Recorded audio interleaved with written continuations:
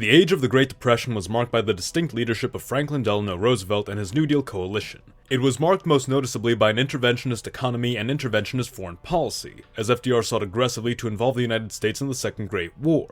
But there was a faction that stood opposed to the New Deal and FDR's foreign interventionism, a faction concentrated along the states of the Great Lakes and which for most of its existence held no real power. This faction was known simply as the Conservative Coalition and was most famously led by Ohio Senator Robert Alphonso Taft, but there was another anti-war figure who some believed had what it took to lead the non-interventionist faction to political victory: aviator, inventor, and celebrity Charles Lindbergh.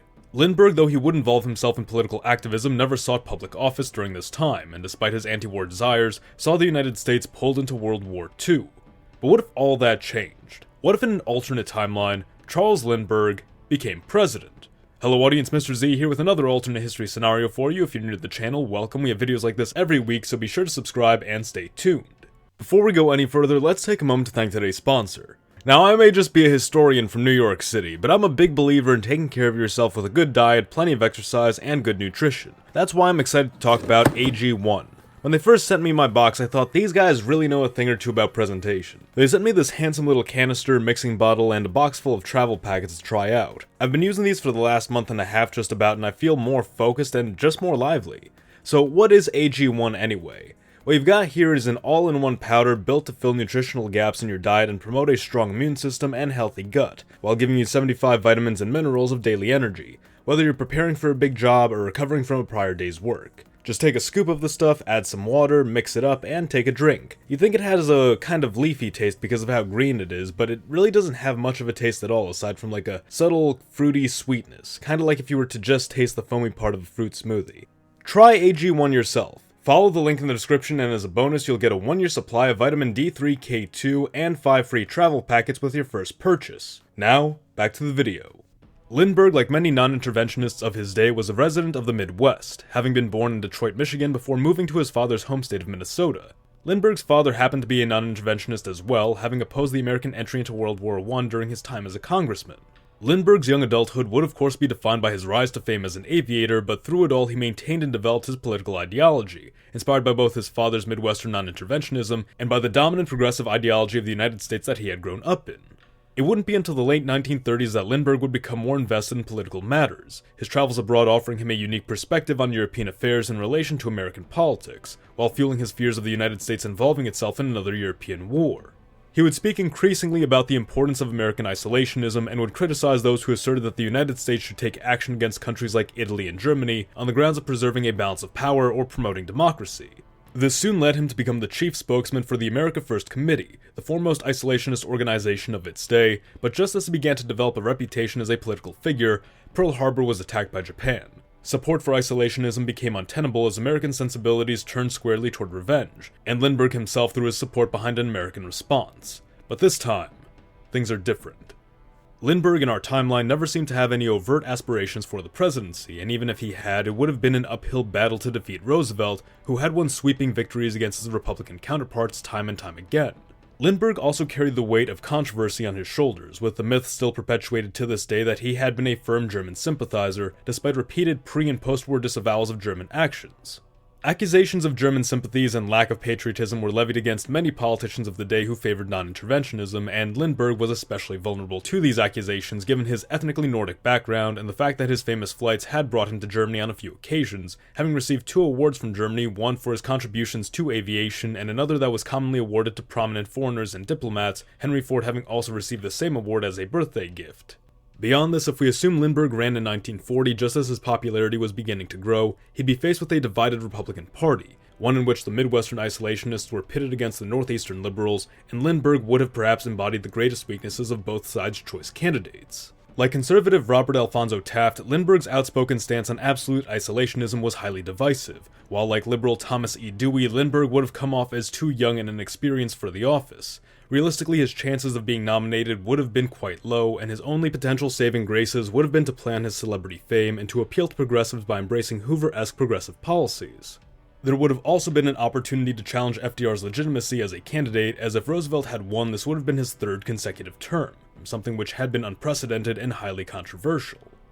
Let's assume for the sake of this scenario that despite the circumstances against him and his own likely hesitations to pursue the presidency, Lindbergh does run and manages to defeat FDR by a narrow margin.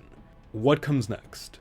1941 would have been a pivotal year. In our timeline, in the mere span of months, the Lend-Lease Act was passed, the Atlantic Charter was negotiated by Churchill and FDR, the Manhattan Project would begin the development of an atomic bomb, war production and mobilization picked up, Executive Order 9066 led to the internment of Japanese Americans in prison camps, the US would cease all petroleum exports to Japan, and by the end of the year, Japan would attack Pearl Harbor, drawing the United States into the war. With Lindbergh taking office in January of that year, so much of this would change. Lend-Lease would have almost certainly never occurred under a Lindbergh presidency, believing that providing military aid had made the United States a participant in the war in all but direct combat, and so would have prevented the policy from being enacted to avoid any risk of it drawing the country into the conflict. Even if Lindbergh had agreed to continue some form of aid limited to essentials and not military materiel, it most certainly would not have gone to the Soviet Union and China, as Lindbergh firmly opposed communism and believed that supporting China was a fruitless endeavor that only further provoked Japan. Lindbergh was of the belief that by this point in the war, Britain should make peace with Germany and allow the Germans to defeat the Soviet Union, which he saw as a far greater threat to Europe in the long term. Without the support of Lend-Lease, Britain, if it continued to challenge Germany, which it likely would, could no longer put up the same fight it had in our timeline. Meanwhile, the Soviets would then be facing the critical siege of Leningrad. Without crucial American supplies, Leningrad may have very well been starved out and captured by the Germans, collapsing the Russian northern flank and leaving them in a precarious position. The now absent contributions of Lend-Lease to the Soviet Union would mean that through the duration of the war, the Soviets would now be short approximately 5 million tons of food, 14,000 aircraft, 7,000 tanks, 6,000 anti-aircraft guns, 2 million tons of petroleum, 2,000 tons of rubber, 230,000 tons of copper, 900,000 tons of aluminum, 2 million tons of steel, hundreds of thousands of rounds of ammunition and artillery shells, 2,000 locomotives, along with several hundreds if not thousands of machines, motors, and power generators. Suffice to say, the absence of these resources would put a severe dent in the Soviet war effort. China would find itself in perhaps a more dire situation. Though not as large a recipient of Lend-Lease aid as had been the Soviet Union, American supplies had been valuable to the Chinese war effort. Pair this with a likely rescinding of the American embargo upon Japan, or at the very least a refusal to enact the petroleum embargo of 1941, and Japan's conquest of China would carry forward with far less resistance. Lindbergh, intent on preserving American isolation, would seek to normalize relations between the US and Japan, but also not falter in defending American Pacific assets. Like Theodore Roosevelt during the First Great War, Lindbergh had been a chief believer in the concept of preparedness, and that the surest way to ensure peace was to be ready for war at any given time. Unlike FDR, however, Lindbergh believed that readiness should serve only defensive purposes, not be a means for the United States to assert itself abroad. What this means is that war production and mobilization would very likely still ramp up, and the US Army would still be modernized and expanded, but not with the intention of actively seeking entry into the war. This would include bolstering the Philippines, which Lindbergh felt had been left vulnerable by FDR's administration as an essential invitation for Japanese attack. Had Japan observed these reinforcements without peace overtures from Lindbergh, they may have suspected preparations for an attack and preemptively invaded the Philippines, but if Lindbergh had communicated his intentions for peace and repealed the embargoes upon Japan beforehand, it's probable this misunderstanding could have been avoided, as would the bombings of Pearl Harbor, which Japan had only followed through on because of their desperation for fuel supplies and their belief that war with the United States had become inevitable. This philosophy of preparedness would likely also mean Lindbergh still signs off on the development of atomic weapons as an ultimate deterrent against foreign invasion of the US. While the war continued in Europe, Lindbergh may call for a meeting with Churchill in a parallel to the Atlantic Charter meeting of our world, during which he would make clear his refusal to involve the United States in the war despite Churchill's promises of an Anglo-American post-war world order. Lindbergh would again assert that the Soviet Union was the greatest threat to Europe and encourage Britain to make peace with Germany to spare Britain further loss and ensure Germany has the resources necessary to defeat the Soviets. Seeing the writing on the wall that there would be no victory without the United States' involvement, Churchill would concede and make peace with Germany in 1943. The Germans, who without the strain of Lend-Lease found themselves performing better in the Eastern Front, would defeat the Soviets 1 year later. Japan in turn would secure its hold over East Asia, turning its attention towards Soviet remnants in the north. Domestically, Lindbergh would have dialed back New Deal economics to a lighter form of progressivism which kept businesses in check but did not impose upon them the strict regulations of the New Deal. Potentially, Lindbergh may revive Hoover and FDR's National Recovery Administration, a popular policy which implemented a type of corporatist economic system where the government would mediate between businesses and labor for mutually beneficial outcomes. The system had been ruled unconstitutional in 1935, but could have been modified to satisfy opponents of the policy.